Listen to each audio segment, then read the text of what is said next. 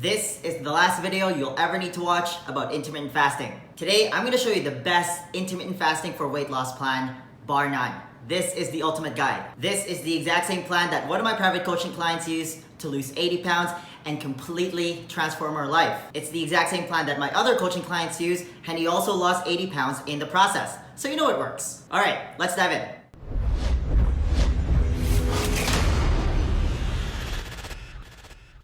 What's up guys, Carlo Macapinlac here from newbiefitnessacademy.com. I help busy professionals lose weight so they can feel more confident and get the most out of their lives. If you're new to the channel, make sure you hit that subscribe button and hit the bell to get notified every time I post a new video every week. Listen, in my opinion, intermittent fasting is the most powerful and sustainable way when it comes to weight loss. Because it's not really a diet, right? It's more of an eating pattern. It's a lifestyle. Intermittent fasting makes it possible to lose weight by improving your insulin sensitivity. It boosts your brain. It improves your health. It increases your metabolism, increases your energy, it builds your immune system, it increases growth hormones, and builds lean muscle. Amazing, right? It's literally a no-brainer to do if you're even thinking about whether you should do it or not. Like, if you want to lose weight, just don't eat. I don't think it gets any simpler than that. I actually prefer to call it simply taking a break from eating. You know what I mean? And just ask yourself this simple question. What do you think will happen if you don't eat? What do you think will happen if you took a break from eating? You're probably, most likely, gonna lose weight.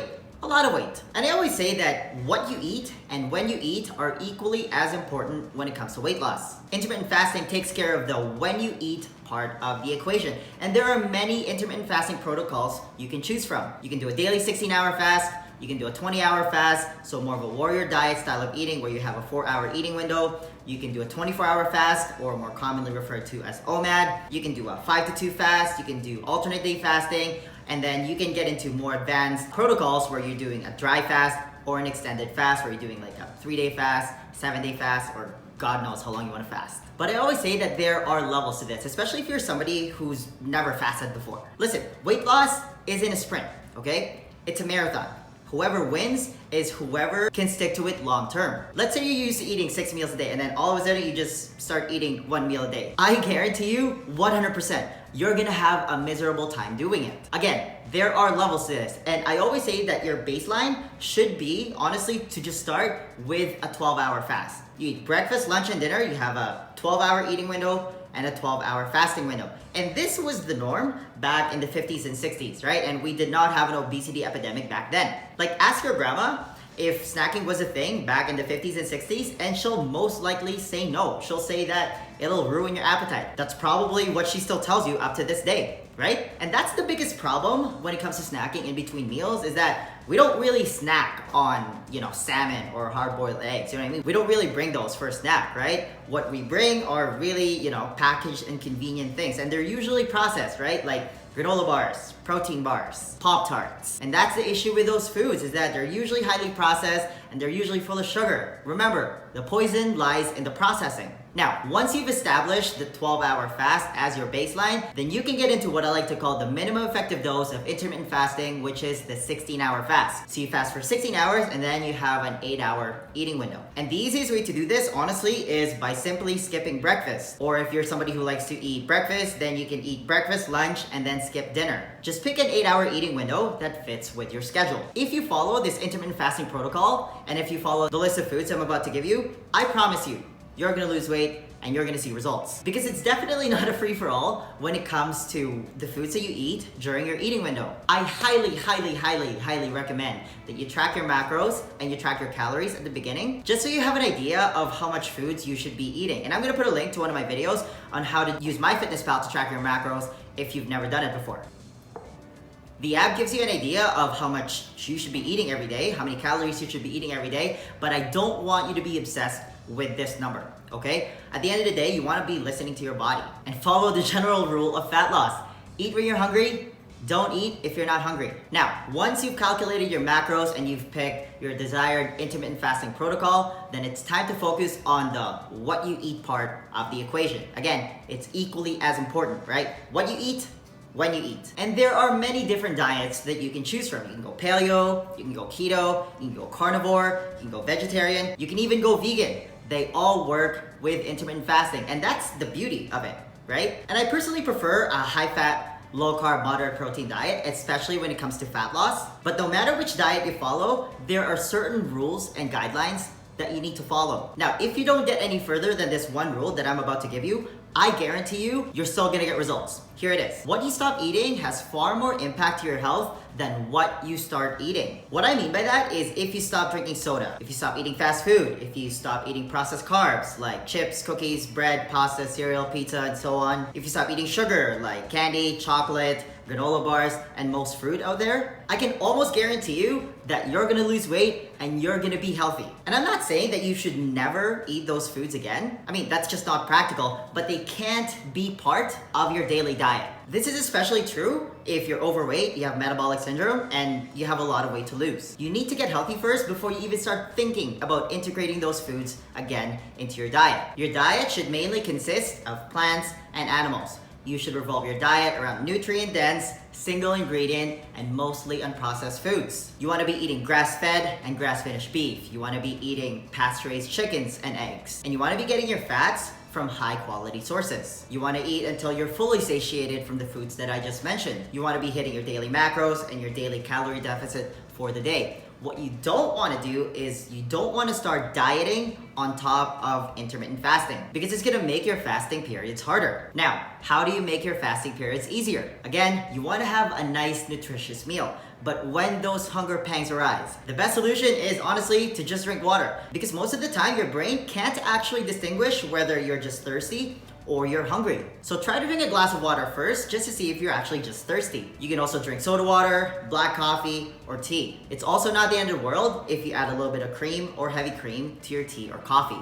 Now, once you've mastered the 16-hour fast, then you can move on to more advanced intermittent fasting protocols like the 20-hour fast or even a 24-hour fast where you're just eating one meal a day. The problem with those longer fasts is they're less flexible, which means that you really have to plan ahead, especially if you have social gatherings, you're gonna be going to a party or you're meeting people for lunch. You wanna time your fast and your eating window to coincide with that event. But I always say that, listen, if you plan on doing a 24-hour fast that day, but then you only end up doing a 20-hour fast or even just a 16-hour fast, you're still winning. You're still way ahead of the people who thinks that eating 6 meals a day will somehow magically make them lose weight. Aim for the stars, land on the moon. And the reason why these more advanced techniques like the 20-hour fast or the 24-hour fast are more powerful is that it's way harder to eat all your calories in one sitting, which means that you'll naturally eat less. Speaking of eating less, once you've tried a 16-hour fast and a 20-hour fast, then you can move into one of my favorite intermittent fasting protocols, the 24-hour fast.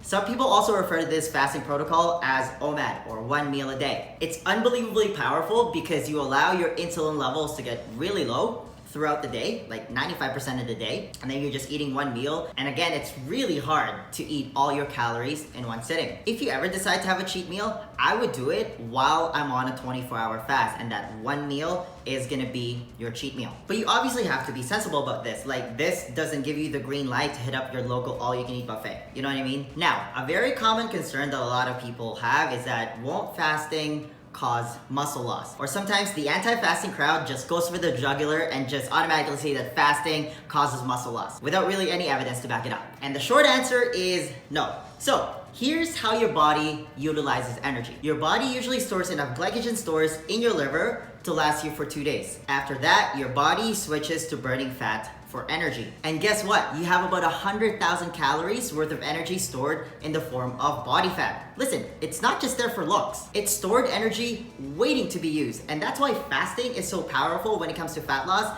because then you're able to tap into fat stores for energy when you don't eat. Unless you're at 4% body fat, you don't need to worry about your body burning your own muscles for energy. And at the same time, while you're fasting, you also have a huge uptick in growth hormones, or HGH, which also then prevents you from losing muscle. And no, your body won't go into starvation mode. That's another myth. Listen, starving means that you have no idea when the next food ration is coming in. You know what I mean? Fasting means that you're voluntarily taking a break from eating. Keyword voluntary, which means that you can break it whenever you want. You can eat whenever you want. You're just taking a break from eating. There's a big difference there. Now, the last couple of things that I want to talk about is what should you drink during your fast and should you train fasted? And the first one is easy, and I kind of mentioned this already, but feel free to drink water, soda water, black coffee, or tea. You can add a little bit of cream or heavy cream to your coffee, and that's okay. You can also add a squeeze of lemon or lime to your water if you want a little flavor. But I think it's equally as important to talk about what you can't have during your fast.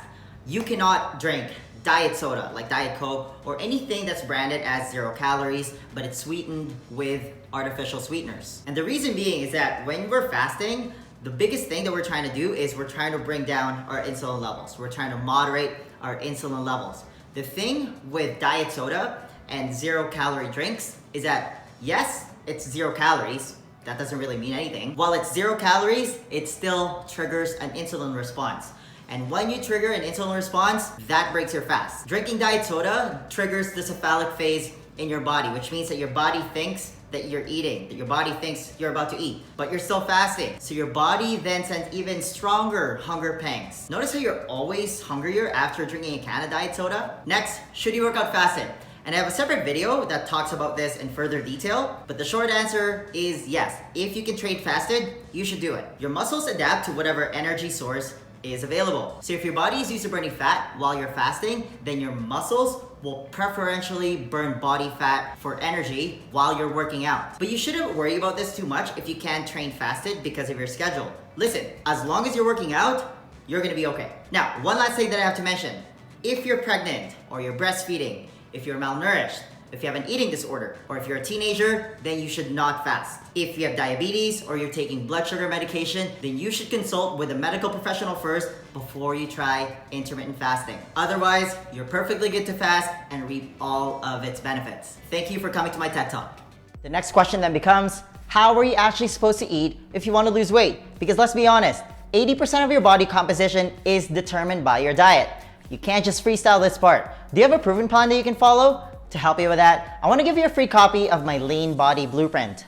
This is how I melted all the fat around my stomach and turned it into a six-pack without going on a crazy diet or wasting hours at the gym.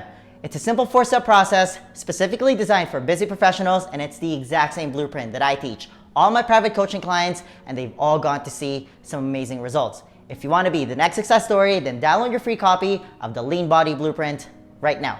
There's going to be a link somewhere at the top here. Just click on it, type in your email, and I'll send it to you right away. All right, that's all I've got. Give this video a thumbs up if you enjoyed it and share it with your friends. Please subscribe to my channel. I post a new video every week. And hey, leave me a comment below if you have any questions about this video. All right, thanks for watching. Virtual high five.